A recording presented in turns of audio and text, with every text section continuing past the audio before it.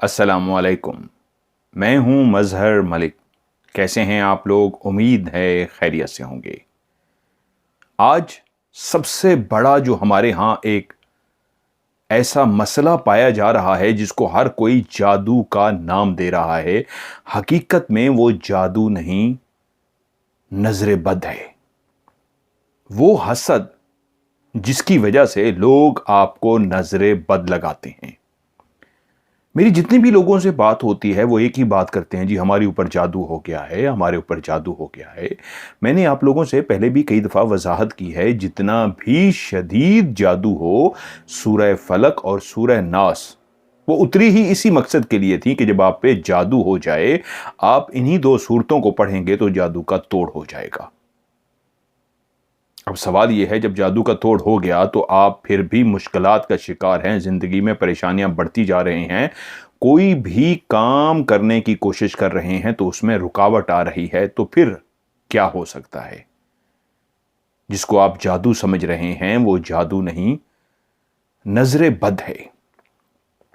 بہت سارے ملک ایسے ہیں جہاں پہ حالات، اکانومی، ان کی اوور آل جو سچویشن ہے اس حساب سے جابز نہیں ہیں، سورس آف انکم نہیں ہے، مہنگائی بہت زیادہ ہے، ضروریات بڑھ چکی ہیں، جس کی وجہ سے اخراجات بھی پورے نہیں ہو رہے، اوپر سے آئے دن کوئی نہ کوئی نقصان، آئے دن کوئی نہ کوئی مصیبت، پریشانی، رکاوٹ کھڑی ہو جاتی ہے۔ تو اس کے لیے ایک ایسا عمل جو میں آج آپ کو بتانے جا رہا ہوں، جس کے کرنے سے اگر آپ صبح اور شام ایک دفعہ بھی کر لیتے ہیں تو سارا دن آپ کے جسم کے ارد گرد ایک ایسی لیئر بن جائے گی، ایک ایسا حصار بن جائے گا جس کے بعد آپ نظر بد سے بچ سکیں گے، آپ کی زندگی میں کوئی نئی مصیبت، پریشانی، رکاوٹ نہیں آئے گی۔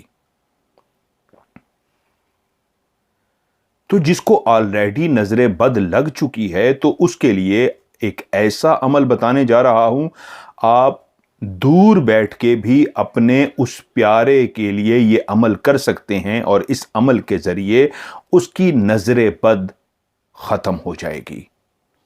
اس سے پہلے بھی میں نے نظر بد کا طریقہ بتایا ہے کہ اگر آپ کے سامنے موجود ہے وہ شخص، یا آپ اپنی نظر بد اتارنا چاہتے ہیں، وہ ویڈیو موجود ہے، لیکن آج ایک ایسا عمل جس سے دور بیٹھے شخص کا بھی آپ توڑ کر سکتے ہیں، اس کی نظر بد کو ختم کر سکتے ہیں۔ لیکن کچھ باتیں مختصر سا، یہ تو ایک عمل ہے، لیکن یاد رکھیے گا صرف عمل نہیں، اس کے ساتھ جو ہدایات لکھی جاتی ہیں ان پہ لازمی عمل کرنا ہوتا ہے۔ اگر آپ اس پہ عمل نہیں کرتے تو آپ کو 100% رزلٹ نہیں ملتا۔ پہلے میں آپ کو عمل بتا دیتا ہوں اور اس کے بعد چند وہ لازمی ہدایات بتاؤں گا جس کا کرنا انتہائی ضروری ہے۔ رات کے کسی بھی ٹائم، اگر تہجد کے ٹائم پہ کریں گے تو بہترین ہے، ورنہ کسی بھی رات کے ٹائم جب آپ سونے لگیں، سونے سے پہلے یہ عمل کر سکتے ہیں۔ آپ نے کرنا کیا ہے، بسم اللہ الرحمن الرحیم پڑھنے کے بعد 3 دفعہ درود شریف پڑھنا ہے، درود ابراہیمی، مکمل والا درود۔ 3 دفعہ درود ابراہیمی پڑھنے کے بعد آپ پڑھیں گے آیت الکرسی۔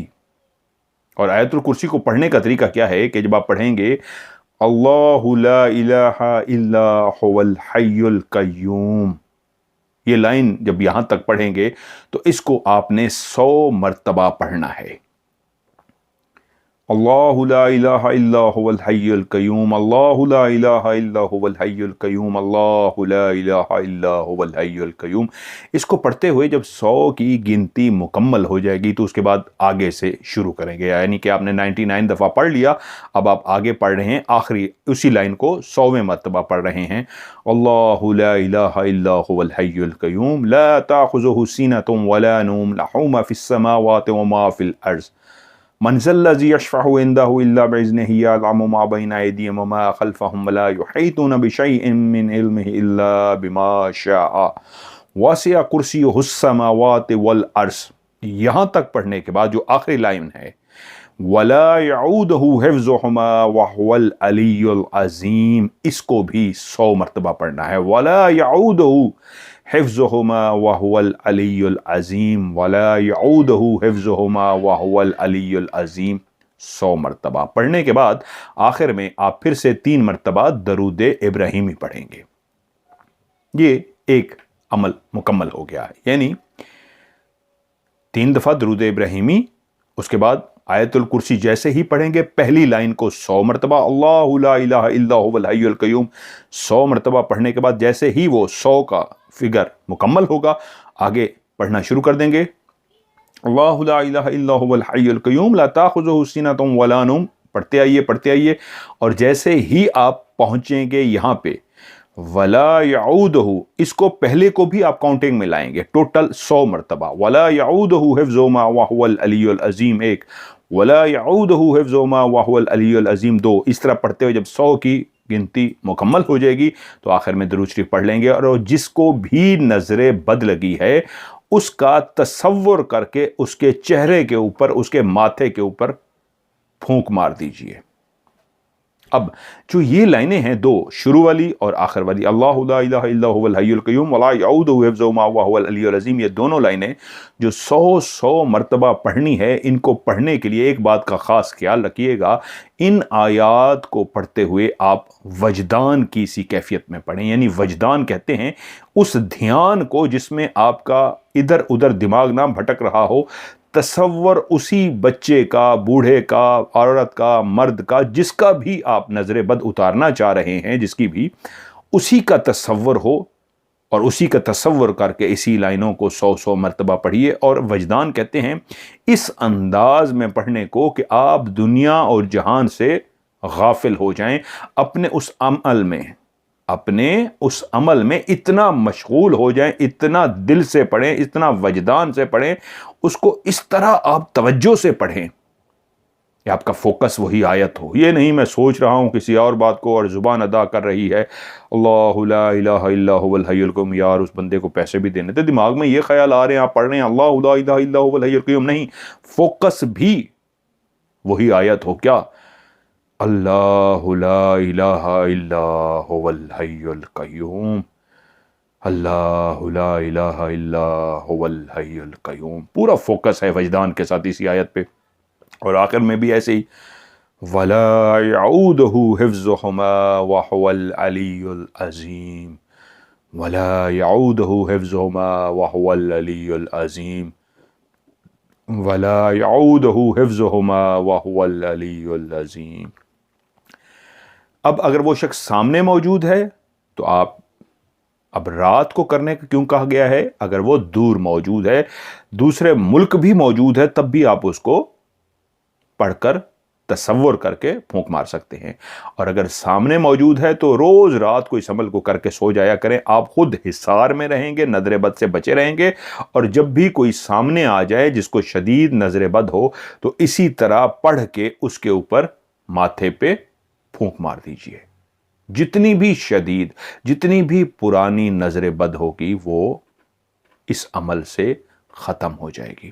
1 دفعہ کی بجائے 2 دفعہ پڑھنا پڑے 2 دفعہ پڑھ لیجئے، 3 دفعہ پڑھ لیجئے، لیکن یہ ایک انتہائی بہترین عمل ہے. روز رات کو اس لیے کہا گیا ہے اس کو پڑھنے کے کہ آپ زندگی کی ہر رکاوٹ سے، ہر پریشانی سے، ہر بیماری سے، ہر مصیبت سے، ہر اس چیز سے جو حسد نظر بد کی وجہ سے 95% لوگوں کے ساتھ یہ چیزیں حسد نظر بد کی وجہ سے ہیں.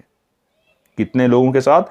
95% لوگوں کے ساتھ. تو آپ جب روز رات کو اس کو پڑھیں گے تو یقین مانیے سونے سے پہلے جب آپ پڑھ کے سو جائیں گے تو آپ آنے والے ہر مصیبت، بیماری، پریشانی سے خود بخود بچ جائیں گے، حصار میں آ جائیں گے، نظر بد کا توڑ کر دیں گے اور کسی اور کا بھی توڑ کر سکیں گے. جس طرح میں نے شروع میں کہا، اور ہدایات کیا ہیں یہ کہنے کی ضرورت نہیں ہے، میں اپنی ہر ویڈیو میں پہلے بھی بتا چکا ہوں، پھر سے ریپیٹ کر دیتا ہوں. حسن اخلاق، حقوق العباد، حقوق اللہ تو شریعت ہے جس پہ آپ عمل کرتے ہیں، نفس کی پاکیزگی، حقوق العباد، اللہ کے بندوں سے پیار، اللہ کی مخلوق سے پیار، زبان، آنکھیں، آپ کا رویہ، آپ کا بیہیو، آپ کا ہر عمل دوسروں کے لیے کتنا فائدہ مند ہے یا دوسروں کے لیے کتنا نقصان دہ ہے، یہ بہت کاؤنٹ ہوتا ہے. جب بھی آپ کسی بھی مذہب سے ہوں، مسلمان کی بات نہیں کر رہا، کسی بھی دین دھرم سے ہوں، جب تک آپ کا حقوق العباد، جب آپ کا حسن اخلاق، آپ کا بیہیو، جب تک آپ کا عمل پازیٹیو نہیں ہے، آپ کچھ بھی پازیٹیو کرنے کی کوشش کریں گے آپ سے پازیٹیو نہیں ہوگا۔ آپ کے جسم کا اورا پازیٹیو ہوتا ہی اس وقت ہے جس وقت آپ پازیٹیو کرتے ہیں، پازیٹیو سوچتے ہیں، اوور تھنکنگ کم کر دیتے ہیں۔ یقین کامل، ایک لائن میں اگر میں اس کو کہنا چاہوں گا تو جب آپ کا یقین کامل بن جاتا ہے تو کل کی سوچ بھی نہیں ہوتی، کل کیا ہوگا۔ جس رازق نے آج رزق کھلایا ہے کل بھی وہ دے گا، تو یہ یقین کامل ہے تو آپ کو کل کی پریشانی ختم، تو سمجھیے آپ کے اندر سے خوف ختم، آپ کے اندر سے اوور تھنکنگ ختم۔